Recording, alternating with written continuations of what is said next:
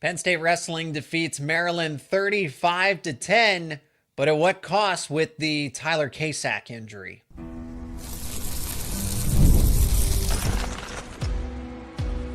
You are Locked On Nittany Lions, your daily podcast on the Penn State Nittany Lions. Part of the Locked On Podcast Network, your team every day. You are locked on to Penn State Wrestling. This is another edition of Locked On Nittany Lions, a live edition. My name is Zach Seyko, and I am your host of the show. Penn State defeats Maryland 35-10, 68 dual meet victories in a row for Cael Sanderson and company. But Tyler Kasak exits the dual meet against Maryland, couldn't fulfill concussion protocol, ends up injury defaulting. Penn State did get 29 takedowns to 0 against Maryland. Still no Braden Davis. So a few other takeaways, and we'll go through some individual results as well. Highly encourage that you join the live chat, share your comments, questions as well. So there's a lot to actually unpack with Tyler Kasak not being able to wrestle through, went into concussion protocol, and didn't ultimately return. They deemed him that he wasn't good to continue the match. And I mean, I never expected Maryland to get to double digits today, but here we are. So the concern is moving forward that the hope is that it's not serious, is that this is just a precautionary measure, that he couldn't go today, but he will be fine by Friday's time. But that is a 5-day turnaround when they go to wrestle Ohio State and then Illinois, and that's pretty tough competition. And we'll get into Penn State, looking ahead to Penn State versus Ohio State and how that dual meet is. They're concerned now that Tyler Kasak wouldn't be in the lineup hypothetically if Braden Davis doesn't return. But at 157, things do get a bit complicated given that Braden Davis has not returned here. So you're missing your starter at 133. You would hypothetically be missing your starter at 157. And Tyler Kasak being the number one wrestler at 157, a clear-cut national title contender at this point in time. Alex Facundo. Okay, so it pays off to have depth. Alex Facundo's there for Penn State, right? Well, remember, he's dealing with an injury too, and we haven't exactly had an update since. We just know that I think he was either on crutches or some sort. It was at one of a dual meet maybe a month ago that he was first spotted with crutches, and have to assume that it's a leg injury and whatnot. But then you don't have Tyler Kasak. You don't have Alex Facundo, and I don't have any information at this point. We won't actually find out directly from Cael Sanderson what Tyler Kasak's status is or Alex Facundo until Tuesday. So that's the next time Cael Sanderson will meet with the media, and obviously he will be asked about Kasak, Facundo. So the next option would be Ty Watson, potentially. True freshman, kind of similar to Kyson Garcia. And I like what Kyson Garcia did today against Maryland. I thought that was a really hard-fought match. The only difference is he didn't have enough in the gas tank going into the third period against the number 11 wrestler. I can't say top 10. I wanted to. Number 11 wrestler at 133. And Garcia held his own, nearly had a takedown or two, and just didn't, it kind of just all fell apart together, all fell apart in the third period. So Garcia, very respectable performance, and I like what he gives them at 133. Now, Ty Watson, solid recruit. I've seen this kid, just being around the central Pennsylvania area, I've seen him play football. I know Ty Watson more so as a running back than I do as a wrestler. So I don't know if they would actually go with him with the ultimate option, but that's where we're going to get some clarity here. But these are the possibilities going forward if Tyler Kasak is not available. The Ohio State dual meet is important. The Illinois dual meets are obviously important. I don't think this necessarily, don't worry about the match win streak, the dual meet win streak coming to an end, but it certainly makes it a little bit closer though. And I think Ohio State has some potential in the NCAA postseason. That is a very respectable lineup. To address Braden Davis, so we haven't heard anything concrete officially. We just know that he's unavailable and that it's been a 50-50 debate whether he's going to wrestle in the next upcoming dual meet. So this goes back to, according to Cael Sanderson, he tweaked something against Rutgers, probably that knee injury. Then there's a rumor. I have to frame it as a rumor. I don't really like discussing injuries as it is, but where is Braden Davis? apparently he was in a scooter accident of some sort. So no confirmation here. I'm just trying to share with you what I've seen, what I've heard. Now that might be internet hearsay. That might be someone that is a reliable source that passed it along to somebody that knows something else. But until we get confirmation from Cale Sanderson as far as what is the availability of Braden Davis and Tyler Kasak, the lineup looks a little bit different now, being down 2 starters, and we don't know Alex Facundo's availability as well. We knew that this one was going to be possibly a couple of months situation. So even if he is recovering well from injury, would he be ready to fill in at that 157 spot? And I also wonder how that impacts the postseason too. How many matches would because we just have to assume the best. Assume the best. And Tyler Kasak, I mean, he's been getting beat up in these dual meets. Blood timeout in these back-to-back Bryce Jordans that are dual meets against Iowa and against Michigan, and then gets jabbed in the eye right out of the gate, or early in the dual meet against Maryland against his respective opponent. And then the concussion happens when he hits his head off of the mat, and then they rule him. I mean, that's serious to get ruled out of a dual meet like that. So Penn State ultimately wins 35-10. I already mentioned how I liked what I saw from Kyson Garcia despite the result. Everything else was status quo for the most part, right? Luke Lillidahl gets a tech fall. It is just, I've already said it, I'll say it again. So refreshing that Luke Lillidahl is at 125, because that was the punt weight for a period of time. And then you had what happened with Soriano, right? They were forfeiting 125 once upon a time. And now you have someone to open up the dual meet that can get you, oh, okay, nice decision, maybe a major decision. No, he's getting tech falls, pins. That is so nice to have him as a starter, as an opener for this Penn State wrestling team. Bo Bartlett, right? Didn't get the tech fall, but 14-point major decision. That is very acceptable. Shane Van Ness got back to bonus points. I feel like Shane Van Ness, yes, he did what he did to Kyle Parko, but against some of these other opponents, you would just like to see him capitalize, and he did just that. I said, I'm expecting some more bonus points here. He got bonus points with the tech fall. Mitchell Messenbrink against his opponent, Uranak of Maryland.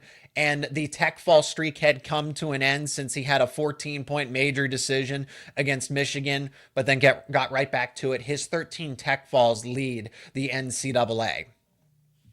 And then Levi Haines. Levi Haines' dual meet match was interesting against Maryland today.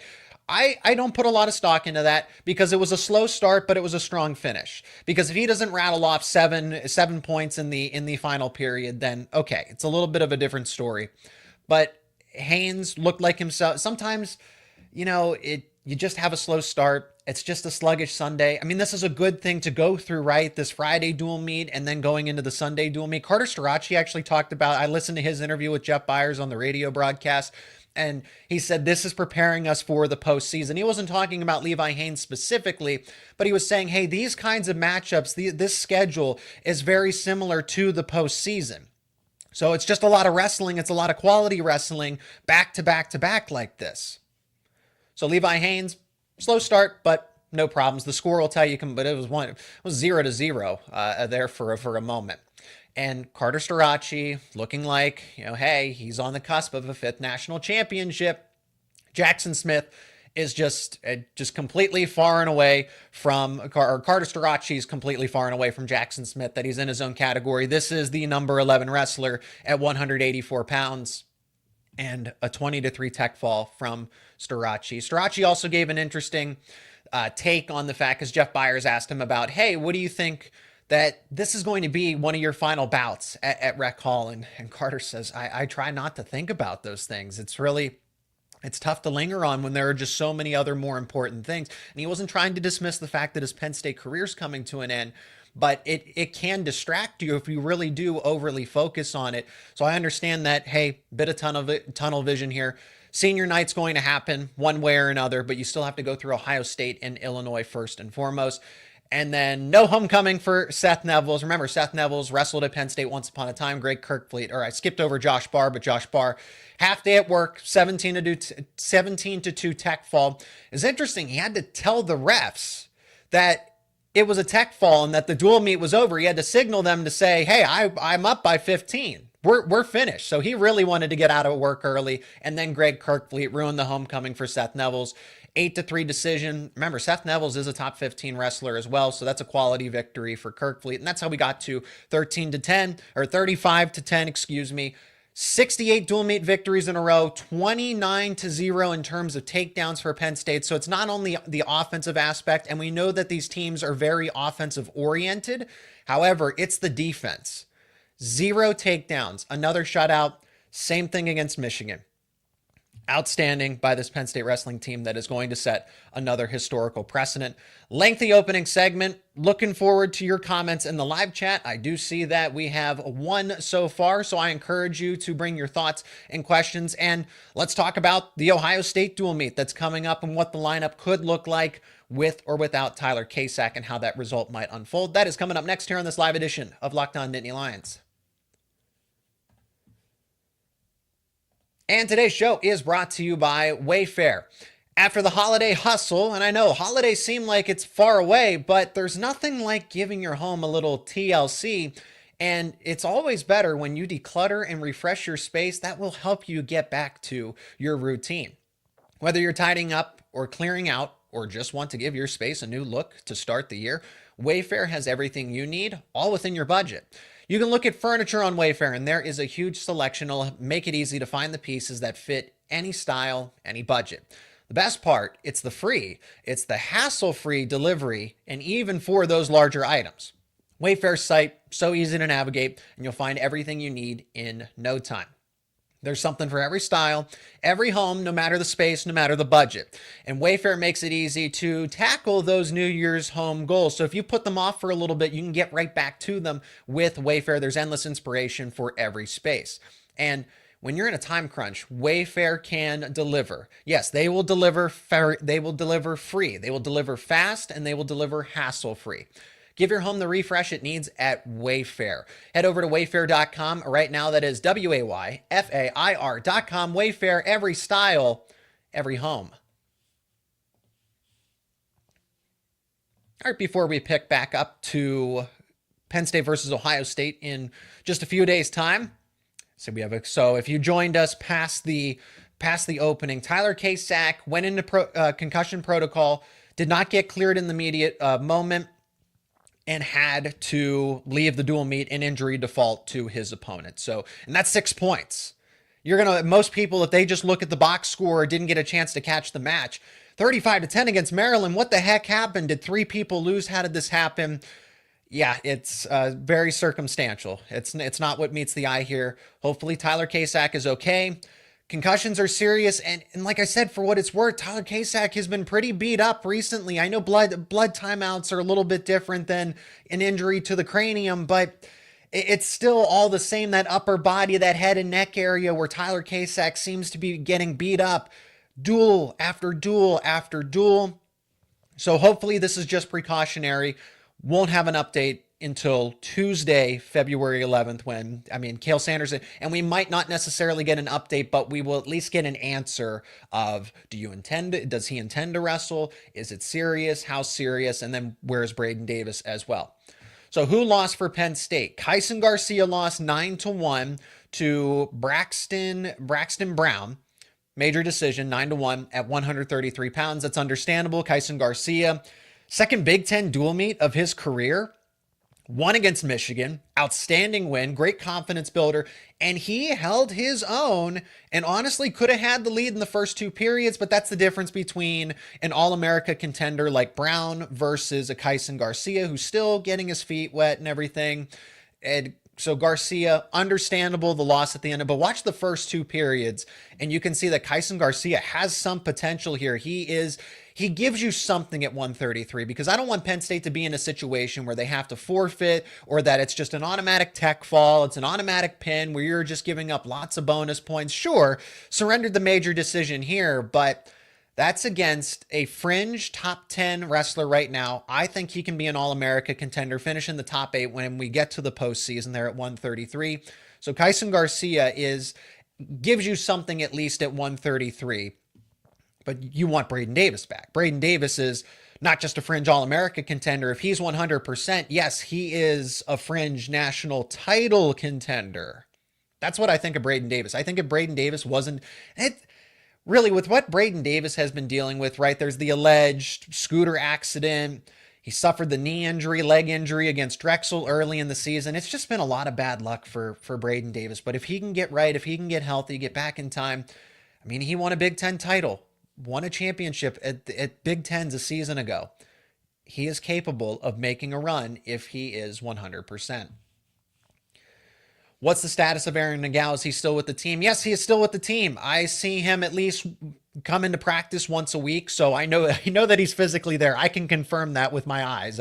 I've seen Aaron Nagao walk into practice. I have not seen him. Now, they don't start practice until the media clear out for Cale Sanderson's press conference, but we are in the hallway leading into the mat room for those media availability sessions, and Aaron Nagao typically walks past on time. He's practice on time, but that's a long-term injury. He's out for the season at 133. So don't anticipate that Aaron Nagao is going to make a return. It's a serious injury. We don't know the extent of the injury, but that Nagao is healing and he is training. I don't know if he's necessarily practicing, but he is there, he's present, and he's working his way back. But he's not going to return to the lineup this season. It's Braden Davis with Kyson Garcia filling in for the time being. Like I said, at 157, it gets interesting. With Kasak in potentially a concussion protocol, if he's held out for Ohio State, held out for Illinois, it doesn't necessarily impact the lineup wholly. So let's look at this Ohio State, Penn State dual meet. So lineups, these are general projections, courtesy of WrestleStat. I'm going to shout out WrestleStat if I'm going to use a resource that's not my own here. But Penn State should be expected to win. Now, let's assume that, for the sake of the negative aspect of it, that Kasak doesn't wrestle at 157. Alex Facundo, again, he's working his way back from a suspected leg injury. So Ty Watson, or do you wrestle a Joe Seeley? Joe Seeley was dealing with an injury as well, per Cale Sanderson. So do you have Seeley cut weight and see what he can give you at 157 just because he's listed at 165 right now? So that would mean that he's the backup to Mitchell Messenbrink. Nothing's wrong with Mitchell Messenbrink. He's a full go as we all see. So I wonder what they do at 157. I don't think by any means that that's going to be a forfeit weight. It's Alex Facundo's spot if Tyler Kasak's not available. But then if Kasak's not available and Facundo's not available, Ty Watson's an option. Joe Seeley's an option. I can't imagine that. I don't know if Aurelius Dunbar would make the cut. Do you have Connor Pierce wrestle up? So Penn State has options. I don't think Connor Pierce would be a bad fill-in option at 157. He would be projected against Sammy Sasso. I know Sammy Sasso has been dealt a lot in terms of health. So I wonder if is he going to be available for this dual meet? I don't know, but he is the projected starter in this case, and Kasak would win against him. I would like to think that Facundo at full strength would be able to defeat a Sammy Sasso in this current state as well. But after that, obviously, I think I would take the veteran that's wrestled, 5-6 years of collegiate wrestling in Sammy Sasso against anybody else. Kasak's just on an NCAA title contending level. And Alex Facundo, frankly, for what it's worth, would have been an All-America outside shot if everything goes well. But Kasak, that's the margin of error. Kasak's a top 3 wrestler versus Facundo would be a consensus top 8 wrestler. So it really doesn't do anything to the overall dual meet. Penn State would get to 69 dual meet victories in a row. You'd still have Luke Lillidahl. You imagine Kyson Garcia would lose to a Nick Bazakis at 133. Jesse Mendez against Bo Bartlett. As much as I want to pick Bo Bartlett here, I think Jesse Mendez is wrestling on a completely different level, and he keeps defeating Bo Bartlett every step of the way since that. But hey, it's still close. It's not like he's winning by these large amounts. These are 4-1 decision victories, every single one. Sudden victory against Jesse Mendez in a wins by sudden victory, and then a loss. And then we saw what happened at the NWCA All-Star Classic. But Jesse Mendez continues to pick up the wins where they matter most in Big Tens, NCAAs. But this is a nice rivalry. It's not that Bo Bartlett isn't out of this dual meet. It's not unrealistic to think that he can win, but he's certainly not the favorite in this case.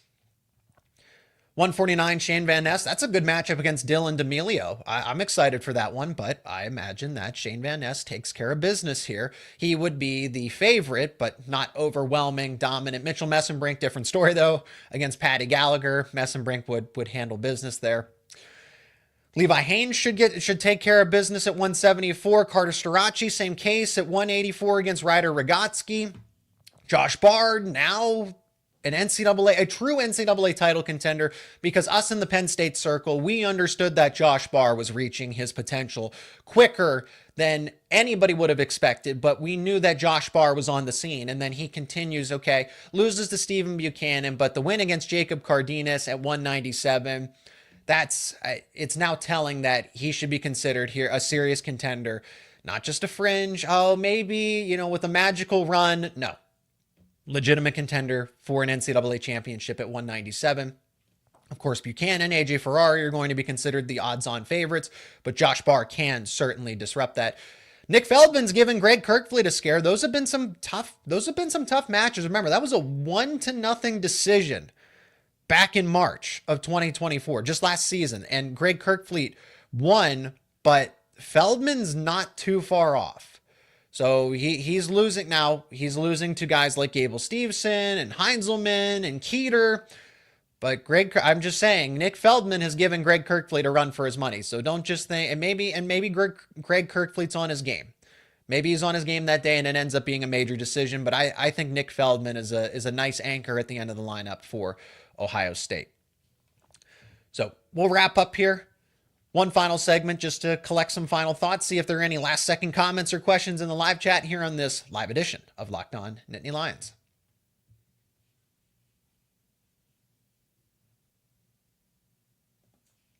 I see we have another comment here. Heard through the grapevine that there is huge news coming. Any idea what that might be? Oh man, you're beating me to the punch.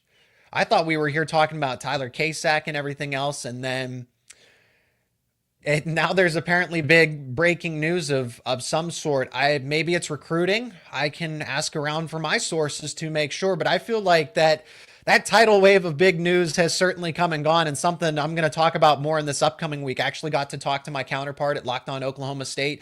How close are the Cowboys and David Taylor to catching Penn State, right? Discussion's going to be out tomorrow, Monday, February 10th. Very excited. I enjoyed that conversation. Trying to see if I can reconnect with Locked On Hawkeyes too, now that Bo Bassett is officially committed. Jax Forrest is off to Oklahoma State. They're at least verbally committed, right, and everything else. Not trying to imply that they're going to change their decision, but the dust has settled. It was a pretty exciting week, I must say, in terms of the recruiting national discussion.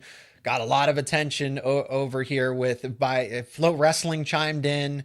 Pat Minio responded to just Cale Sanderson can't get everybody. They can't get everyone, but Bo Bassett goes on to Iowa and Jax Forrest chooses Oklahoma State. And this is class of 2026. And it's going to be okay because Penn State, they missed out on the top 2 ranked wrestlers for the class of 26. But yeah, they got Marcus Blaze and PJ Duke in the class of 25, which are the number one and number 2 overall recruits, respectively. And then you look at 2024 and how many top 10 recruits did they get between Lilladall, between the Mirasola twins, Joe Seeley. And these guys are okay with taking a back seat and redshirting to develop and get their clock and their development started. Who are the new recruits for the 2 next years? I can try. So, I'll take that a few different ways, right? 2025, Marcus Blaze, PJ Duke, they headline the class of 2025 for Penn State among a bunch of other commits. Really, Penn State loaded up on 2024 and 2025.